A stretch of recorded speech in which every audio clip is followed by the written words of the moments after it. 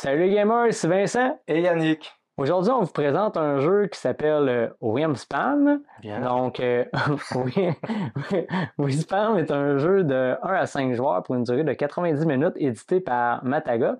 Donc, aujourd'hui, on vous présente pas les vidéos règles, une vidéo règle du jeu complète, mais seulement un bref aperçu là, général des règles pour savoir si c'est quelque chose qui vous convient ou pas. Donc, on fait la brève présentation et on vous dit ce qu'on en pense.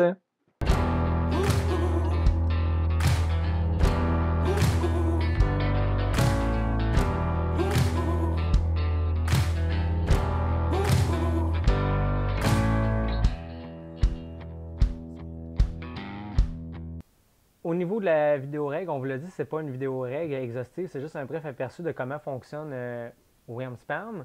Dans le fond, c'est pour ça qu'on a placé un seul plateau joueur avec le plateau des manches, le plateau des cartes des dragons avec les cavernes auxquelles on va avoir accès à certains moments, et la guilde draconique avec les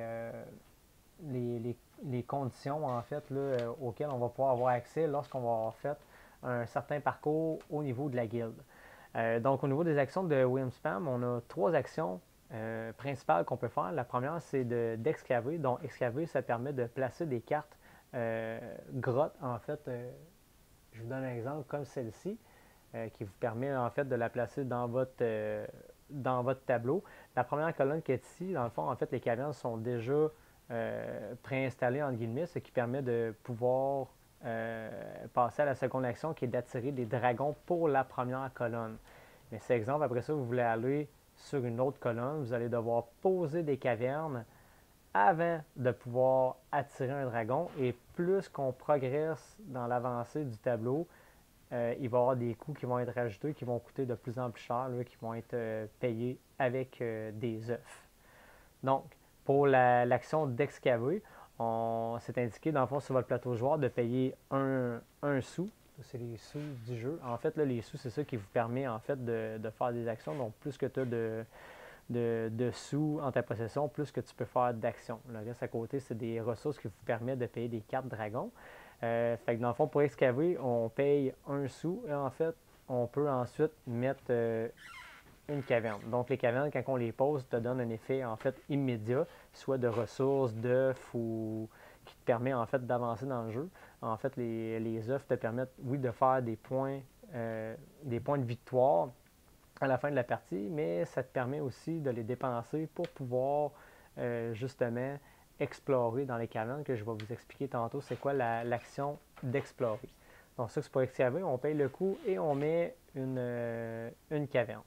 Ensuite, la deuxième action, c'est attirer un dragon. Donc, pour attirer un dragon, ça aussi, ça a un coût. On doit dépenser un sou et payer le coût du dragon. Donc, voici une carte dragon. Donc, en haut à gauche, juste ici, c'est marqué les ressources que ça prend pour pouvoir poser les dragons. Et à votre gauche ici, on a une zone indiquée en jaune qui fait référence aux couleurs en fait des rangées de votre plateau joueur. Donc, c'est exemple, je paye un sou, deux lingots d'or, je vais pouvoir poser le dragon juste ici à la première place et ainsi de suite pour compléter ma colonne. Lorsque je suis à la fin de la colonne, ça me donne des bonus supplémentaires que je vais pouvoir activer. Donc, chaque dragon a un maximum d'œufs en fait qu'il peut mettre, comme celui-là ici c'est 4 œufs et une taille aussi. Les tailles pour activer certaines capacités, ça va demander soit des petites tailles de dragon, des moyennes, des grandes tailles. En fait, là, il y a différentes tailles de dragon qui vont vous permettre de déclencher des capacités. Donc ça c'est pour attirer un dragon, donc on paye son coût, on place le dragon. Ensuite, on a l'action d'explorer. Donc, explorer, on a un petit explorateur en fait qui est sur un camp de base qui va nous permettre en fait d'explorer les différentes rangées des cavernes qu'on a posées. Donc, lorsqu'on paye, en fait, c'est marqué ici là, les coûts. Donc, pendant la manche, si vous explorez une fois, ça va coûter un sou. Si vous explorez une deuxième fois dans la même manche, un sou et un œuf. Si vous explorez une troisième fois, un sou et deux œufs. D'où l'importance d'avoir des œufs à cette disposition sur ces dragons pour soit faire des points ou pour permettre d'explorer. Donc, lorsqu'on explore, on s'en va placer notre explorateur sur la première rangée et ça donne les bonus qu'on a dans la rangée. Exemple ici, on vient poser explorateur. Donc, on vient gagner une carte. Ensuite, on va se déplacer au prochain dragon. Si le dragon a une capacité qui se déclenche lorsqu'un explorateur va le visiter, bien, la capacité se déclenche. On ne peut jamais, en fait, aller plus loin sur la colonne s'il n'y a pas de dragon. Donc, si, exemple, il y aurait une caverne, mais on ne pourrait pas aller là s'il n'y a pas de dragon. Ça prend absolument un dragon. Et lorsqu'on a terminé la colonne, qu'on a avancé au plus loin où c'est qu'on pouvait, en appliquant tous les bonus, bien, on revient au camp de base. Donc, ça, c'est l'action explorer. Ça, c'est pour les 3 actions principales. Il y a toujours une action en bas du plateau qui vous permet, en fait, de convertir 2 ressources pour la ressource de votre choix. Parce que dans les ressources, on a de la viande, de la métisse, des lingots d'or, du lait. Tout ça va servir à payer, en fait, là, les différents dragons à poser sur votre plateau. Donc, lorsque tout le monde a fait ses actions, que tout le monde a dépensé ses sous, qu'on n'est plus capable de faire d'action, la fin de la manche, elle arrive et on essaye de remplir, en fait, les conditions de fin de manche pour faire un maximum de points. En fait, là j'ai mis 4 tuiles avec différentes conditions à chaque manche, mais il y en a d'autres, en fait, qui permettent d'agrémenter, en fait, la partie, d'avoir une certaine rejouabilité. Je ne sais pas toujours les 4 mêmes tuiles. Au niveau des points supplémentaires, au niveau des manches, juste de rappeler en fait que la personne qui remplit le plus la condition de la manche va faire un maximum, exemple à la manche 1 de 4 points, le deuxième 1 point, le troisième et quatrième 0. Si jamais 2 joueurs se retrouvent à égalité parce qu'ils remplissent la condition à la même quantité, en fait les deux vont marquer le maximum de points.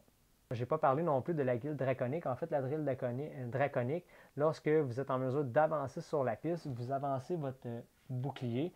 Donc, sur votre plateau de joueur, des fois, c'est indiqué soit sur les cartes ou sur votre plateau de joueur. On a un petit icône ici avec un bouclier draconique. Lorsque vous avez accès à ces tuiles ou à ces cartes-là, vous avancez votre bouclier.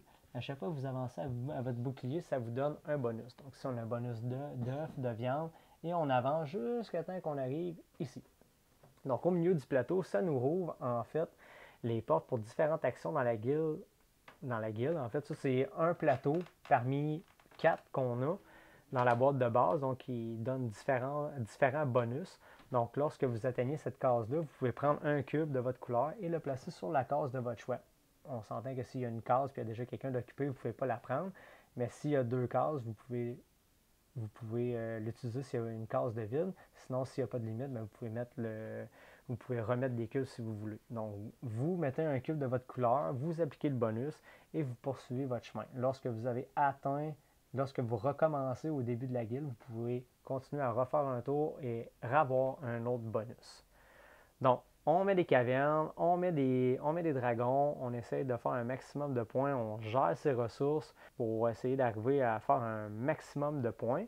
En dehors de ça, c'est pas mal les actions principales là, et l'ensemble du jeu qui vous attend là, au niveau de Wingspan.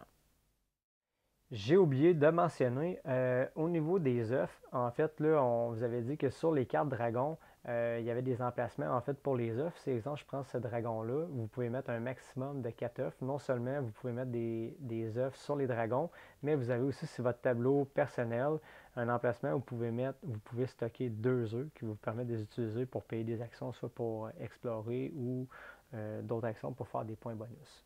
Donc c'est ce qui complète en fait un gros général là, des règles. On n'était pas c'est ça, un gros général des règles. Donc on vous revient avec la critique. Alors toi, Yannick, toi, je sais que tu as joué plus de fois que moi à Wingspan. Oui, T'en as pensé quoi, en fait, juste savoir ce que tu en penses et son comparatif un petit peu avec ouais. Inévitable avec Wingspan en fait, parce que effectivement. la mécanique est un petit peu est la même en fait. C'est un jeu où où on va poser, comme on l'a vu, des cartes. On va devoir poser des cavernes avant de pouvoir poser nos dragons sur le plateau. On va pouvoir excaver, attirer, explorer. C'est les 3 actions principales qu'on va avoir. Euh, Moi, présentement, je le préfère à Wingspan. Ce que j'aimais pas dans Wingspan, c'était les oiseaux. Non, c'était pas les oiseaux, c'était pas le thème forcément, mais ce qui me dérangeait un petit peu dans Wingspan, c'était la dernière manche en fait. Parce que la dernière manche dans Wingspan, tes points sont quasiment faits dans les 3 premières manches. Et souvent, ce qui arrivait, c'est que pour faire des points supplémentaires, il fallait que tu prennes des œufs. Donc, ben, il y avait beaucoup de gens qui faisaient beaucoup de points pendant des heures en dernière manche. Alors, on pourrait dire, bah oui, bah, si tout le monde fait ça, mais c'est ça. Si tout le monde fait ça, bah, ça gâche un peu la dernière manche, là. Le principe de devoir aller poser des cartes, réfléchir à ses affaires, il est un petit peu gâché par ça. C'est ce que j'aimais moins dans Wingspan, en fait. Même si le jeu, je l'ai beaucoup aimé aussi, la dernière manche, c'est jamais une manche qui m'a fait triper dans Wingspan. Ce qu'on retrouve pas dans Wyrmspan, par exemple. Wyrmspan, les œufs sont importants parce que tu vas en avoir besoin pour aller, si tu veux aller explorer dans tes cavernes, aller explorer tes dragons, puis choisir des bonus ou des ressources supplémentaires ou pouvoir avancer sur la piste dragonique. Mais c'est pas un item qui va être important pour faire des points. Oui, tu vas pouvoir faire des points à la fin avec si tu en as beaucoup, ben, tu vas faire beaucoup de points parce que chaque œuf va te donner un point, mais beaucoup moins important en fin de partie que dans Wingspan. Donc c'est ça, ben, c'est pas ça qui fait que j'aime Wingspan, là, mais c'est un des avantages que je trouve par rapport à Wingspan, parce que je trouvais que dans le premier du nom, là, le premier, la dernière manche était souvent gâchée à cause de ça. Puis après, c'est un beau jeu, on peut le dire. C'est des couleurs pastel, ça va bien dans l'air du temps. C'est pas des couleurs flashy. Je trouve que les illustrations sont belles, les dragons sont bien représentés. On a avec ça un petit livret qui va nous présenter chaque dragon. Donc ça, je trouve ça c'est vraiment bien fait, J'ai vraiment c'est assez aimé. drôle. Ouais. Ouais, c'est vraiment le fun, c'est bien pensé. Ça ajoute rien au jeu, c'est sûr, là, mais ça ajoute un petit kick en plus à ce jeu-là. Donc honnêtement, pour faire la différence entre les deux jeux, je préfère Wingspan à son grand frère Wingspan. Je l'ai trouvé plus. Je trouvais, là, mettons qu'à Wingspan, je trouvais que c'était plus familial. Ok? Wingspan, un petit peu plus. C'est un petit peu plus difficile, dans le sens, là, au niveau de la gestion des ressources, au niveau de calculer tes affaires, faire un maximum de points. J'ai trouvé ça plus difficile à Wingspan qu'à Wingspan. Mais j'ai adoré ça de la façon de gérer tes ressources. Il faut vraiment que tu Ouais, fasses attention. effectivement. Tu sais, quand on avait joué, on avait des joueurs qui trouvaient ça vraiment très difficile. Mais moi, cette difficulté-là, je l'aime beaucoup. Ça l'a amené le jeu à un autre niveau. Pour moi, là, j'ai vraiment aimé celui-là plus que celui des oiseaux. Honnêtement, la thématique des oiseaux, le Seigneur, que j'ai trouvé ça pourri. Là, mais ça, c'est moi. Là. Un Je suis avis pas, personnel. c'est un avis personnel. Mais tu sais, je suis pas sûr que je suis hey, let's go la gang, je suis en train de mettre un petit jet bleu, tandis que là, je mets un gros dragon cracheur de Ouais, feu. Je pense que ouais, le jet bleu, il vient de prendre le bord. Là. ouais, c'est ça. Ben, la thématique est différente, c'est sûr. Là, on travaille plus dans le fantastique. Mais oui, tu as raison. Au niveau des ressources Wingspan, quand tu allais faire le haut de ton plateau, bah, tu ramassais une pléthore de ressources.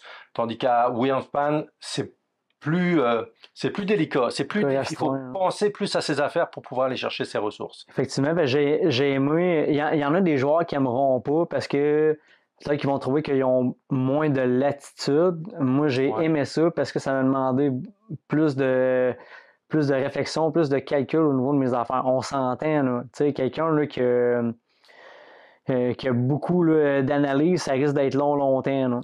Tu sais, oui, ça oui, risque d'être longtemps. J'ai beaucoup aimé aussi le petit rajout là, de la guilde draconique. Là. Tu sais, la guilde ça c'est le fun. draconique qui te permet d'avancer, qui te donne une autre option, qui te donne le goût d'avancer, qui te donne des ressources, des bonus, Mhm. de tout plein d'affaires. Fait que ça l'aide à vouloir explorer, à faire différentes options pour avancer sur cette piste-là également. Là. Moi, ça m'est arrivé de gagner parce que j'étais très avancé sur la guilde dragonique, puis j'avais réussi à récupérer pas mal de points sur cette guilde-là, notamment quand tu vas chercher les 6 points déjà de fin de partie.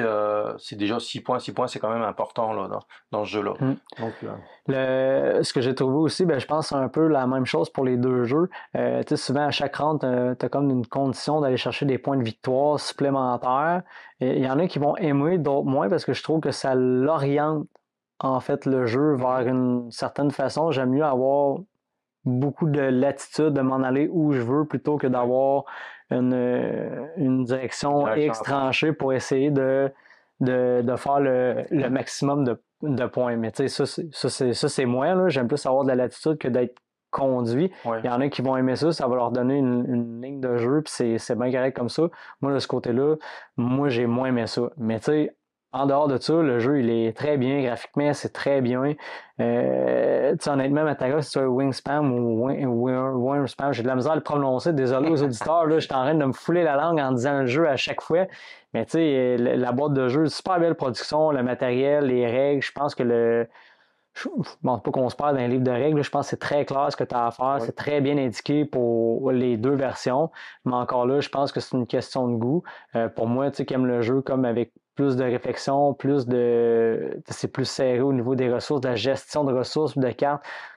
Avec la thématique, moi, ça va plus me plaire. Puis il y en a d'autres, ben, l'autre thématique des oiseaux à jet bleu ou à rouge-gorge ou peu importe le oiseau que tu vas nommer, ils vont plus aimer ça. Non? Reste que Wingspan, c'est un très bon jeu aussi. Il y a des belles extensions aussi. Maintenant, quelqu'un qui aime jouer à un jeu un petit peu plus avancé va peut-être préférer Wingspan. Moi, c'est enfin. Moi, c'est mon call. Honnêtement, je le préfère à Wingspan, même si j'ai beaucoup aimé jouer au premier. Tant que j'ai pas joué à l'autre en fait. Mais si on me laissait le choix entre les deux, ce serait Wingspan. Donc, sur une note de 10, Yannick, tu donnerais moi, je donnerais un bon 8, je te dirais. Mais un bon 8 en comparaison à son grand frère. C'est pas par rapport à d'autres jeux, d'autres thématiques ou etc., d'autres gameplay, il serait peut-être moins bien noté, mais je veux dire que je le mets au-dessus de Wingspan en fait. Moi, j'ai du plaisir. Excuse-moi, je te coupe là, mais j'ai du plaisir à y jouer. C'est pas parce que Wingspan là, ce qui me rebute, c'est la fin de partie. J'aime vraiment pas la fin de partie, ce qui fait que j'y rejouerai sûrement à Wingspan là, mais c'est quelque chose qu'on retrouve pas ici dans ce jeu-là et j'aurais plus tendance à jouer à Wingspan qu'à Wingspan. Je l'ai dit. Pour moi, si je donnerais la note de 7.5, j'ai beaucoup aimé le jeu. Je le trouve, pour moi, dans mes goûts à moi, je le trouve relativement tranquille. J'ai besoin d'un jeu qui a plus d'action. Tu sais, tout ça, je suis plus un gars avec un jeu de stratégie, conquête de territoire, puis tout ça, j'aime beaucoup ça. C'est pas un jeu expert, là, on s'entend. Non, c'est pas un jeu expert, j'aimais ça. Je le trouve relativement tranquille pour moins besoin à moi. Puis dans mon groupe de jeux, mettons, avec mes amis, les autres ici sont comme ça, ont besoin de plus d'action, plus de.